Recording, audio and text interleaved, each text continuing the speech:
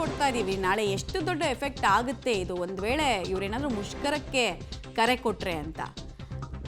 ನಾಳೆ ಬೆಳಗ್ಗೆ 6 ಗಂಟೆಯಿಂದಲೇ ಸಾರ್ವಜನಿಕ ವ್ಯವಸ್ಥೆ, ಸಾರ್ವಜನಿಕ ನಾಡಿ ಮಿಡಿತ ಅಂತ ಏನು ಕರಿತೀವಿ, BMTC, KSRTC ಅದು ರಸ್ತೆಗಿಳಿಯಲ್ಲ. ಅನಿರ್ದಿಷ್ಟಾವಧಿ ಮುಷ್ಕರಕ್ಕೆ ಮುಂದಾದರೆ ಸಮಸ್ಯೆಯ ಸಾಗರ ಜನರ ಮುಂದೆ ಎದುರಾಗುತ್ತೆ. 23,000 ಬಸ್ಗಳು, ಇದು ಎಲ್ಲ 4 ಸಾರಿಗೆ ನಿಗಮಗಳನ್ನು ಸೇರಿಸಿ ಮತ್ತು BMTS ಅನ್ನು ಸೇರಿಸಿ ನಾವು ನಂಬರ್ಸ್ ಕೊಡ್ತಾ ಇರೋದು. 23,000 ಬಸ್ಗಳು ಆಪ್ರೇಟ್ ಆಗ್ತವೆ. ಜಿಲ್ಲೆಗಳಿಗೆ ಬೇರೆ ಬಸ್ಗಳಿರ್ತವೆ.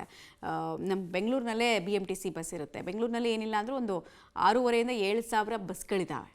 ಅವು ರಸ್ತೆಗಿಳಿಯಲ್ಲ. ಅವು ಸ್ತಬ್ಧ ಆಗಿಬಿಟ್ರೆ ಏರಿಯಾ ಟು ಏರಿಯಾ ಟ್ರಾವೆಲ್ ಮಾಡುವಂತಹ ಲಕ್ಷಾಂತರ ಜನರಿಗೆ, ಇನ್ಫ್ಯಾಕ್ಟ್ ಕೋಟ್ಯಾಂತರ ಜನರಿಗೆ ಪ್ರಾಬ್ಲಮ್ ತಪ್ಪಿದ್ದಲ್ಲ ಅಂತ ಹೇಳಲಾಗ್ತಾ ಇದೆ.